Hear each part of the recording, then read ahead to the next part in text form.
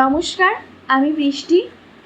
তোমাদের প্রিয় channel reel বৃষ্টির রয় নিয়ে আবারও হাজির হয়ে গেছি।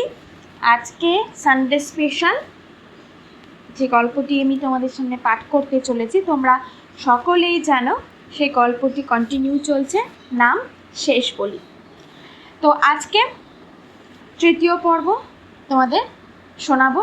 তো চলো বেশি কথা না বলে শুরু করা যাক গা ছমছমে একটা ভূতের গল্প, সানডে স্পেশাল হরর স্টোরি শেষ বলি। এ কি বড় ঠাকুরন, আসো আসো, আজ অনেক দিন পর এমুখো হলে যে। বড় ঠাকুরনের সম্বন্ধটা অনেক দিন পর আজ শুনল সরলা। আজ আর ওকে কেউ এই নামে ডাকে না। সে যে জমিদারের প্রথম ও বড় বউ, আজ সবাই প্রায় ভুলতে বসেছে সেটা। কেউ আর আগের মতো ওকে সম্মান দেয় না। কম বয়সে অসম্ভব সুন্দরী ছিল সরলা। তার রূপ দেখে মুগ্ধ হয়ে বাপ মা মরা মেয়ে সরলাকে বিয়ে করে জমিদার নীলাম্বর চৌধুরী। রাজরানী করে রেখেছিল ওকে। মা বাপ মরার পর কাকু কাকিমার লাথি ঝাঁটা খেয়ে বড় হওয়া মেয়েটা জমিদারের বউ হলে সব কিছু তার হাতের মুঠোয় চলে আসে যে। সে যেমন চায় সবাই তেমন চলে। যাওয়ার আগেই নীলাম্বর তার সব চাহিদা পূরণ করে দেয়। কিন্তু বিয়ের কয়েক বছর পেরিয়ে গেলেও সন্তানের জন্ম দিতে না পারায় আবার বিয়ে করেন নীলাম্বর। ধীরে ধীরে নিজের জায়গা হারাতে শুরু করে সরলা। সব কিছু নতুন বউ ভানুমতি পেতে শুরু করে। তারপর যখন জানা গেল ভানুমতির সন্তান সম্ভবা, রাগে হিংসায় জ্বলে ওঠে সরলা। নানাভাবে ভানুমতির ক্ষতি করার চেষ্টা করে সে। কখনো বিষাক্ত গাছরা খাইয়ে, কখনো দালানে তেল ছড়িয়ে রেখে, কিন্তু প্রতিবারই মা দুর্গার দয়ায় বেঁচে যায় ভানুমতি। যখন ভানুমতি ভরা পোয়াতি শেষ চাল দেয় সরলা। ঘুমিয়ে থাকা ভানুমতির ঘরে আগুন ধরিয়ে দেয় সে। কিন্তু এবারও বেঁচে যায় ভানুমতি, তবে বাঁচতে পারেনি সরলা। সবাই জেনে যায় ঘরে আগুন সরলা লাগিয়েছে। তাই শাস্তিস্বরূপ সরলার মুখের একদিক পুড়িয়ে বাড়ি থেকে ওকে বের করে দেয় নীলাম্বর চৌধুরী। যেদিন জানতে পারল ভানুমতি 2 যমজ সন্তান জন্ম দিয়েছে, প্রতিশোধের আগুন আবার নিজের মধ্যে জ্বালিয়ে নেয় সে। মুখের ওপর ঘোমটাটা ভালো করে টেনে নিয়ে দাওয়ায় এসে বসে সরলা। দাওয়ার একপাশে পুতুল নিয়ে খেলা করছে চুমকি। ঘোমটার আড়াল থেকে একবার ওকে ভালো করে দেখে নেয় সরলা। চুমকির মা, কি গো, মেয়ের বয়স কত হলো? সরলা জিজ্ঞেস করে। আগে এই সবে 10-এ পা দিল, তাই ভয়ে আছি গো। শুনেছ তো গ্রামে আগে 3টে 10 বছরের মেয়ে হারিয়ে গেছে। সরলা মনে মনে একটা বাঁকা হাসি হেসে বলে, হ্যাঁ তাই তো শুনলাম। তা তোমার মেয়েকে সামলে রেখো গো। কে যে করছে এসব? এই ছোট ছোট মেয়েগুলোর ওপর কার যে এত রাগ বুঝি না। তাই বলতে গ্রামে তো সবাই বলা বলি করছে কোনো অপদেবতার কাজ এসব। কি জানি বাপু, গ্রামে কার নজর পড়লো। ওদিকে তো শুনলেন ছোট গিন্নিমার এই যায় সেই যায় অবস্থা। ভানুমতির খবর শুনে মনে একটা তৃপ্তি খেলে যায় সরলার। কিন্তু সে তো এখানে খোশ গল্প করতে আসেনি। যে কাজ করতে এসেছে তা যত তাড়াতাড়ি সম্ভব করতে হবে। ও চুমকির মা, যাও না গো, 2টো জল বাতাসা নিয়ে এসো গে, বড্ড তেষ্টা পেয়েছে। হ্যাঁ হ্যাঁ, এক্ষুনি নিয়ে আসছি বড় ঠাকুরন। আমারই তো ভুল হয়েছে, তুমি আমার দুয়ারে এসেছো। দাঁড়া, আনছি। চুমকির মা ভেতরে চলে যেতে দাওয়ার একপাশে বসে থাকা চুমকির কাছে ধীর পায়ে যায় সরলা। খেলতে খেলতে সরলার দিকে চেয়ে একবার হাসে চুমকি।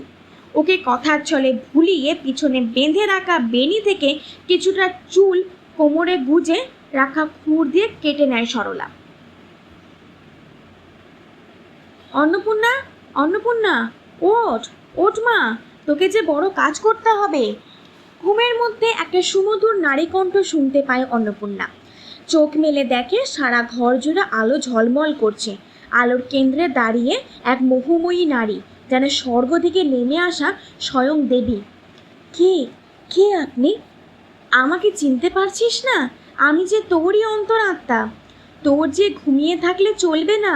রাতে অন্ধকারের আড়ালে যে দুষ্ট লোক সবার ক্ষতি করার চেষ্টা করছে, তোকে সেটা আটকাতে হবে। যে গ্রামের বড় বিপদ।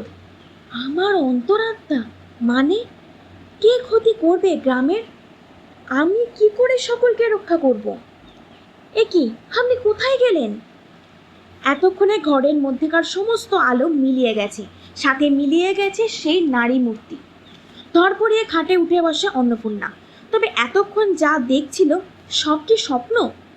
আবার শুতে যাবে এমন সময় দেখে মাথার কাছে পড়ে আছে একটা পদ্মফুল। পদ্মফুলটা হাতে নিয়ে মন্দিরে ছুটে যায় অন্নপূর্ণা। দেবী দুর্গার মূর্তির সামনে হাঁটু গেড়ে বসে সে। তাহলে মা, তুমি এসেছিলে? তুমি আমাকে কিছু বলতে চাইছো? তুমি আমাকে বলো মা, কে সবার ক্ষতি করতে চাইছে? চোখ বন্ধ করে বসে আছে অন্নপূর্ণা। এমন সময় কোথা থেকে যেন ঝোড়ো হাওয়া বইতে শুরু করে। নিভে যাওয়া যজ্ঞকুণ্ডল থেকে ছাইয়ের গুঁড়ো উড়ে সমস্ত মন্দির জুড়ে ছড়িয়ে পড়ে। ধীরে ধীরে সেই ছাই ঘূর্ণিঝড়ের মতো পাক খেতে খেতে অন্নপূর্ণার সামনে একটা মানুষের মুখের আকৃতি তৈরি করে। কিছুক্ষণের মধ্যেই আবার হাওয়ায় মিলিয়ে যায়। তারপর আবার ঝড় থেমে গিয়ে সব কিছু আবার আগের মতো শান্ত হয়ে যায়। আজ সকাল থেকে আকাশ মেঘলা, থেমে থেমে কয়েক পশলা বৃষ্টি হয়ে গেছে। জমিদার বাড়িতে আজ লোকজন থই থই করছে।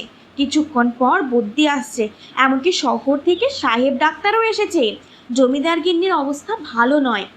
জল কাদায় ডিঙিয়ে গরুর গাড়ি করে আত্মীয় স্বজন আসছে। ভানুমতির পালঙ্কের পাশে বসে অন্নপূর্ণা হাতে তুলসী গঙ্গাজলের ঘটি নিয়ে রামরতনবাবু গীতা পাঠ করছেন এবং অন্নপূর্ণা একবার একবার করে গঙ্গাজল ভানুমতির মুখে দিয়ে দিচ্ছে। কয়েকজন মহিলা ঘরের এক কোণে দাঁড়িয়ে ফিস ফিস করে নিজেদের মধ্যে কথা বলছে। সাহেব ডাক্তারও জবাব দিয়ে দিয়েছে, আর বাঁচবে না। আহারে, বাচ্চা দুটো মা হারা হবে।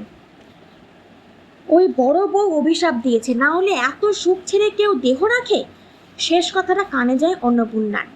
দিগম্বর দাদার পাশে এসে কানে কানে কিছু কথা বলে যায়। ঘর থেকে বেরিয়ে আসে নীলাম্বর। সদরে দাঁড়িয়ে থাকা দম্পতির দিকে এগিয়ে যায় সে। দম্পতি কেঁদে কেঁদে জানায় তাদের মেয়ে চুমকি গতকাল থেকে নিখোঁজ। এদিকে অন্দরে কান্নার রোল উঠেছে। দাসী জানিয়ে গেল গিন্নিমা আর নেই। ভানুমতির শ্রাদ্ধ শান্তির কাজ সুষ্ঠুভাবে সম্পন্ন হয়েছে, কিন্তু কাল অসুচ পড়ে যেতে এবছরের পুজোয় বাধা পড়েছে। সবচেয়ে বড় সমস্যা হয়েছে বাচ্চা ছেলে দুটোকে নিয়ে মায়ের অভাবে বাচ্চাগুলো খাওয়া দাওয়া ছেড়ে দিয়েছে।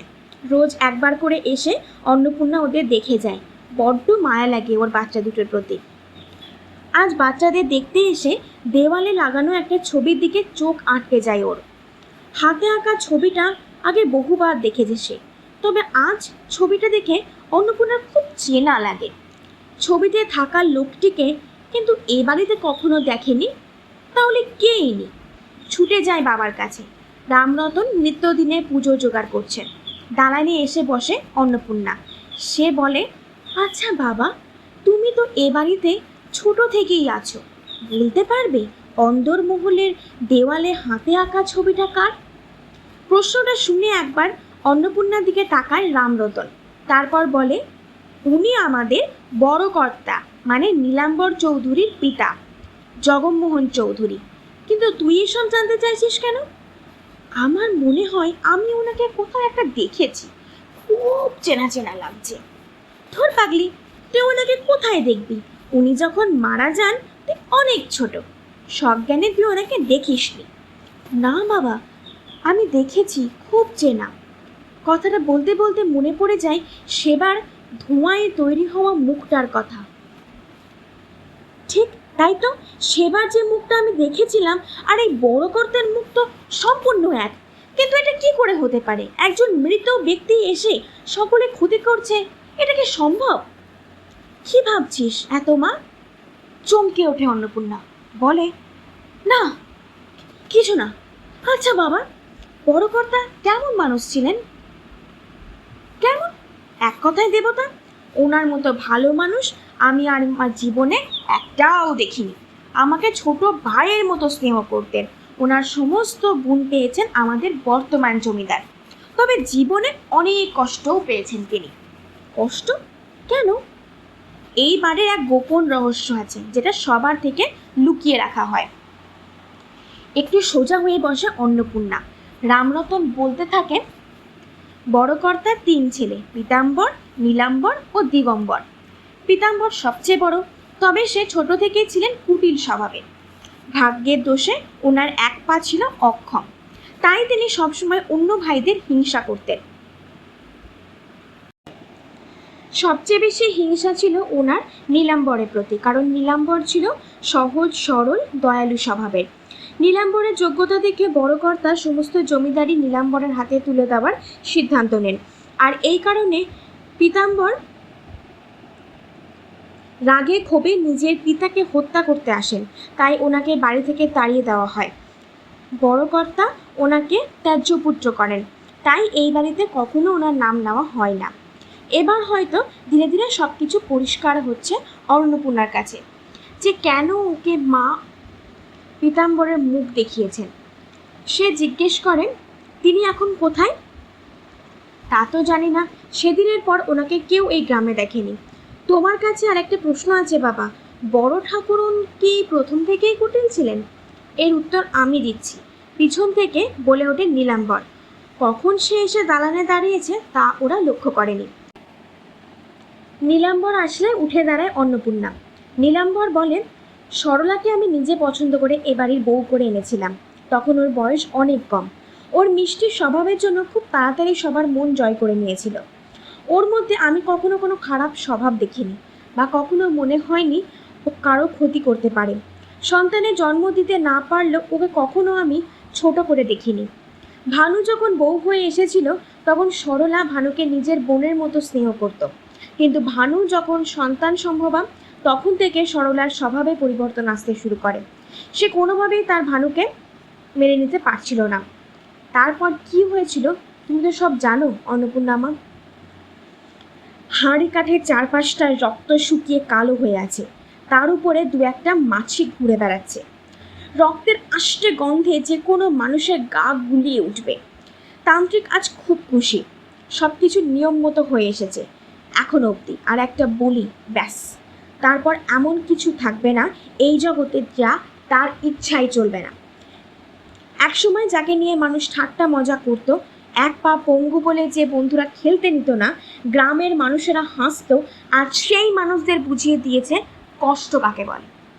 ছোট থেকে অবহেলিত হতে হতে আজ নিজে এমন শক্তিশালী করে তুলেছে যে সে চাইলে সবাই তার পায়ের কাছে এসে দাঁড়াবে। সবচেয়ে বড় প্রতিশোধ নেবে সে নীলাম্বরের ওপর। নীলাম্বর যে কি নাম, ওর নিজের ভাই। ভাই কথাটা ভেবে রাগে ফুঁসতে থাকে তান্ত্রিক। তার শরীরে খামতির জন্যে কতই না হেয় হতে হয়েছে তাকে। বড় ছেলে হওয়ার সত্ত্বেও কোনোদিন বড় হওয়ার মর্যাদা পায়নি সে, পেয়েছে শুধুমাত্র উচ্ছিষ্ট। এমনকি জমিদারিও তুলে দেওয়া হয় নীলাম্বরের হাতে। বাড়ি ছাড়ার পর নানা স্থান ঘুরে বিভিন্ন তান্ত্রিকের কাছে কঠোর তন্ত্র সাধনা করে। আজ সে হয়ে উঠেছে শক্তিশালী তান্ত্রিক। তাই সে গ্রামে ফিরে এসে নিজের প্রতিশোধের জ্বালা মেটানোর কাজে লেগে পড়ে। প্রথমেই সে সরলাকে মন্ত্রপড়া গাছরা খাইয়ে সন্তান ধারণে অপারগ করে দেয়। ভানুমতী বউ হয়ে আসলে সরলাকে মন্ত্র করে ওর মন ভানুমতীর প্রতি হিংসায় বিষিয়ে দেয়। আহারে, সরলা নিজের অজান্তে কত না পাপ করেছে।